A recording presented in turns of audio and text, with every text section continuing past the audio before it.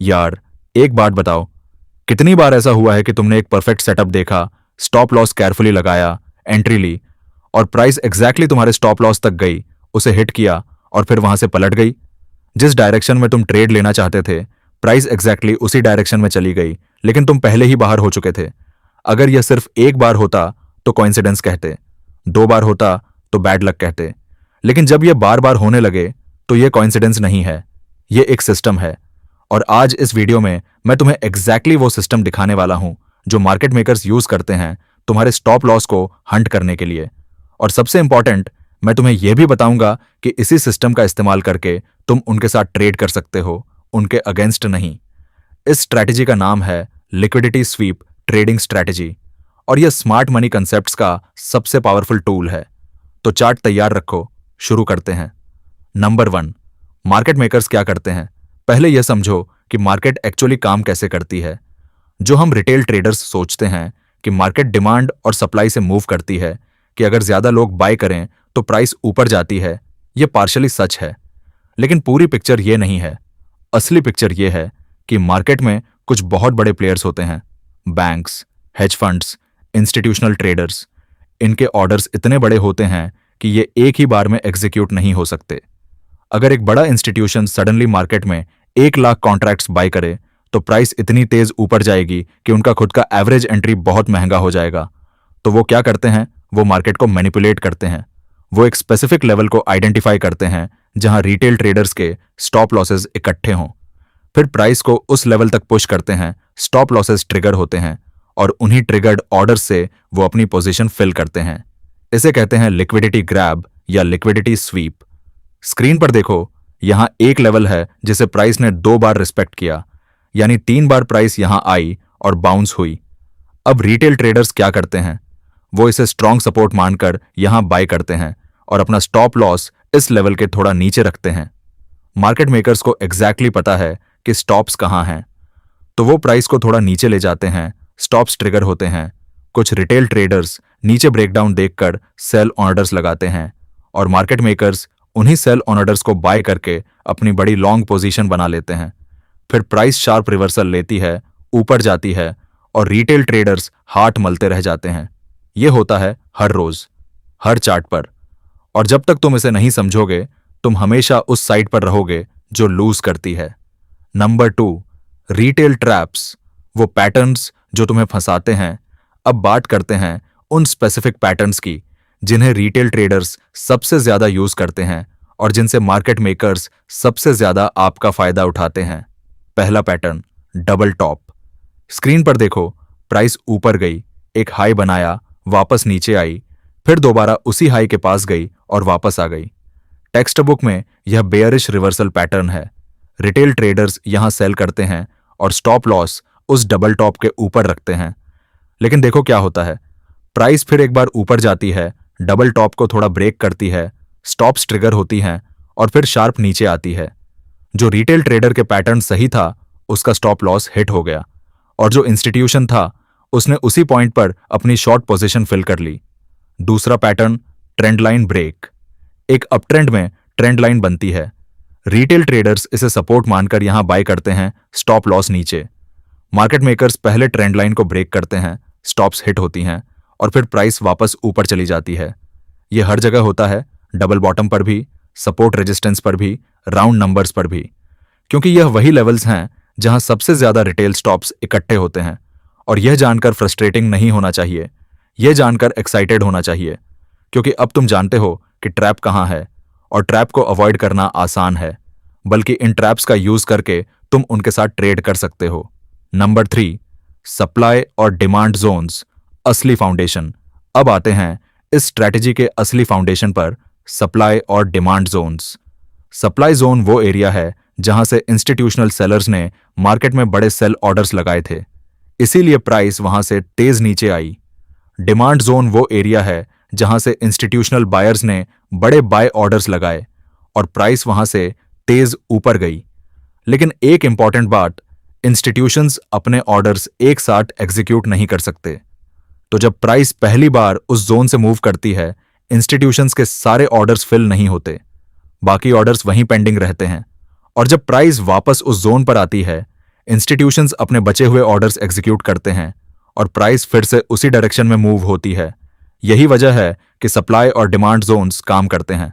Screen पर देखो, ये रहा एक डिमांड जोन। यहां से प्राइस ने एक स्ट्रॉन्ग बुलिश मूव लिया। जोन क्लियरली मार्क्ड है। अब प्राइस वापस इस जोन पर आ रही है। यहां इंस्टीट्यूशंस अपनी remaining buy on orders execute करेंगे, लेकिन, और यह बहुत जरूरी है, अक्सर प्राइस इस जोन को थोड़ा ब्रेक करके नीचे जाती है, स्टॉप लॉसेस ट्रिगर करती है और फिर वापस ऊपर आ जाती है। यही है liquidity SVEEP of a demand zone. जो ट्रेडर इसे नहीं जानता, वो जोन के ठीक बॉटम पर स्टॉप लॉस रखता है और उसका स्टॉप हिट हो जाता है। जो ट्रेडर यह जानता है, वो इस स्वीप का इंतजार करता है और जब प्राइस वापस जोन में आती है तब एंट्री लेता है। उसका एंट्री प्राइस बेहतर होता है, स्टॉप लॉस टाइट होता है और रिवॉर्ड बड़ा होता है। अब बात करते हैं उस चेकलिस्ट की जो तय करती है कि कोई सप्लाई या डिमांड जोन एक्चुअली ट्रेडेबल है या नहीं।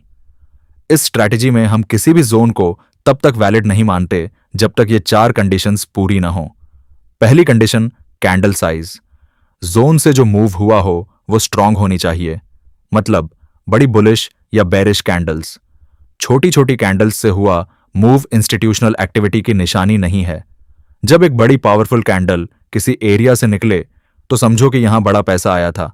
स्क्रीन पर देखो, यह रहा एक डिमांड जोन और यहां से जो मूव हुआ, देखो इन कैंडल्स की साइज, बड़ी, सॉलिड, एग्रेसिव कैंडल्स। यह इंस्टीट्यूशनल बाइंग की क्लियर निशानी है। दूसरी कंडीशन, फ्रेशनेस। जोन फ्रेश होनी चाहिए, यानी प्राइस उसे पहले कभी रिटेस्ट न कर चुकी हो। जितनी बार प्राइस एक जोन पर आती है, उतने उस जोन के पेंडिंग ऑर्डर्स यूज होते जाते हैं। एक जोन जो 5 बार टेस्ट हो चुकी है, उसमें शायद अब कोई इंस्टीट्यूशनल ऑर्डर्स बचे ही नहीं। इसीलिए हमेशा फ्रेश जोन्स प्रिफर करो। पहली बार रीटेस्ट, हाईएस्ट प्रोबेबिलिटी। तीसरी कंडीशन, लिक्विडिटी स्वीप का इंतजार करो। जोन से जो मूव हुआ हो उसे देखकर 90% ट्रेडर्स को पता है कि प्राइस दोबारा भी इसी जोन से ऊपर जाएगी। अब प्राइस जब दोबारा इस जोन पर आएगी तो रिटेल ट्रेडर्स रैंडमली यहां अपनी बाय पोजीशन लेंगे, लेकिन आपको वेट करना है इन सभी के स्टॉप लॉस हिट होने का। आपको देखना है मार्केट इस लेवल के थोड़ा नीचे जाना चाहिए और वापस इस लेवल के ऊपर क्लोज होना चाहिए। चौथी condition, risk to reward. Trade लेने से पहले कैलकुलेट करो तुम्हारा स्टॉप लॉस कहां जाएगा, टारगेट कहां होगा। अगर रिस्क टू रिवॉर्ड मिनिमम 1:5 नहीं बन रहा तो ट्रेड मत लो, चाहे बाकी सब कंडीशंस परफेक्ट हों। 1:5 का मतलब है अगर तुम एक ट्रेड में 100 रुपए रिस्क कर रहे हो तो टारगेट कम से कम 500 रुपए होना चाहिए। इतना रेशियो तब मिलता है जब तुम्हारी एंट्री प्रिसाइज हो, स्टॉप टाइट हो और टारगेट मीनिंगफुल हाई या लो पर हो। Number 4, trade execution. एंट्री कैसे लेते हैं? Step 1, top down analysis. हमेशा हायर टाइम फ्रेम से शुरू करो। अगर 1 मिनट पर ट्रेड करनी है तो पहले 15 मिनट चार्ट खोलो। देखो मार्केट का ओवरऑल स्ट्रक्चर क्या है, बुलिश है या बेरिश। हायर टाइम फ्रेम पर कोई मेजर सप्लाई या डिमांड जोन है। सेशन का हाई या लो कहां बना। यह इसलिए जरूरी है क्योंकि हायर टाइम फ्रेम की डायरेक्शन स्ट्रॉन्गर होती है। अगर 15 मिनट बेरिश है और तुम 1 मिनट पर बाय लेने की कोशिश कर रहे हो तो आप मार्केट के अगेंस्ट हैं। हमेशा हायर टाइम फ्रेम के साथ ट्रेड करो, उसके अगेंस्ट नहीं। स्टेप 2, जोन आइडेंटिफाई करो। हायर टाइम फ्रेम एनालिसिस के बाद अपना जोन मार्क करो। स्टेप 3, लिक्विडिटी स्वीप का इंतजार करो। यह सबसे इंपॉर्टेंट स्टेप है और सबसे ज्यादा पेशेंस मांगता है। जोन मार्क हो गई, अब प्राइस उस जोन के पास आ रही है, रुको। देखो कि प्राइस जोन को टच करके तुरंत रिवर्स हो रही है या जोन को थोड़ा ब्रेक करके नीचे जा रही है। अगर प्राइस जोन के आउटसाइड जाती है, वो स्पाइक, वो विक, वो लिक्विडिटी स्वीप है। स्टॉप लॉसेस ट्रिगर्ड हो गए, इंस्टीट्यूशंस ने अपनी पोजीशन फिल कर ली। स्क्रीन पर देखो, ये रहा वो मोमेंट। प्राइस ने डिमांड जोन को थोड़ा नीचे ब्रेक किया, ये शार्प विक दिखता है और फिर तुरंत वापस जोन के अंदर क्लोज हुई।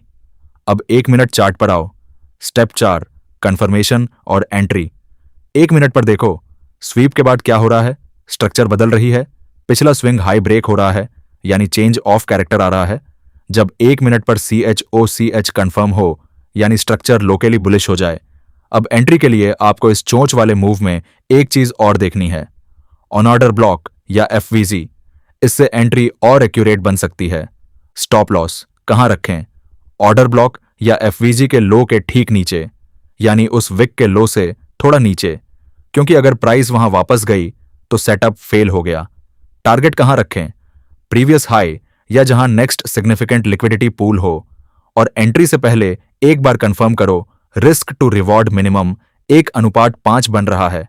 यह है कंप्लीट एग्जीक्यूशन। जोन आइडेंटिफाई करो, स्वीप का इंतजार करो, कॉन्फर्मेशन मिलने पर एंट्री लो, स्टॉप और टारगेट प्रिसाइज रखो। अब पूरी स्ट्रैटेजी एक ट्रेड में। यह रहा चार्ट। 15 मिनट टाइम फ्रेम पर स्ट्रक्चर बेरिश है, लोअर हाइज और लोअर लोज बन रहे हैं। तो हम सिर्फ सेल सेटअप्स देखेंगे। यहां ऊपर एक सप्लाई जोन है, फ्रेश है, पहले कभी टेस्ट नहीं हुई। जोन से जो मूव हुआ था वो बड़ा था, स्ट्रक्चर ब्रेक हुआ था, सारी कंडीशंस वैलिड हैं। अब प्राइस इस जोन के पास आ रही है। देखो, प्राइस जोन के थोड़ा ऊपर गई, एक शार्प स्पाइक बनाया, ऊपर के स्टॉप लॉसेस ट्रिगर हुए और फिर तुरंत वापस जोन के अंदर क्लोज हो गई। यह था लिक्विडिटी स्वीप। अब 1 मिनट चार्ट पर आते हैं। स्विप के बाद देखो, प्राइस ने यहां एक लोअर लो बनाया है और पिछले स्विंग लो को ब्रेक कर दिया। स्ट्रक्चर लोकली बेयरिश हो गई। यह है चौच। एंट्री यहां चौच वाले मूव के एफवीजी या ऑन ऑर्डर ब्लॉक में sell. Stop loss on order block या एफवीजी के हाई के ठीक ऊपर। टारगेट प्रीवियस सिग्निफिकेंट लो जहां नेक्स्ट लिक्विडिटी पूल है। रिस्क टू रिवॉर्ड कैलकुलेट करो, 1:6 बन रहा है। ट्रेड वैलिड है। यह है strategy in action. Clean, precise, logical. देखो, यह स्ट्रैटेजी कॉम्प्लिकेटेड नहीं है, लेकिन इसमें पेशेंस चाहिए, क्योंकि तुम हर कैंडल पर ट्रेड नहीं लोगे। तुम स्पेसिफिक सेटअप का इंतजार करोगे, जोन, स्वीप, कॉन्फर्मेशन, और जब तीनों अलाइन हो तभी एंट्री लोगे। और जब तुम यह डिसिप्लिन मेंटेन करोगे तो तुम पाओगे कि तुम्हारी ट्रेड्स का क्वालिटी बेहतर हो गई है। स्टॉप लॉसेस कम हिट होंगी और जब ट्रेड काम करेगी तो रिवॉर्ड बड़ा होगा। मार्केट मेकर्स का गेम समझ लिया, अब उनके साथ खेलो। अगर यह स्ट्रैटेजी हेल्पफुल लगी तो लाइक जरूर करो, चैनल सब्सक्राइब करो। यहां ट्रेडिंग को सीरियसली और सिंपली सिखाते हैं। मिलते हैं अगली वीडियो में।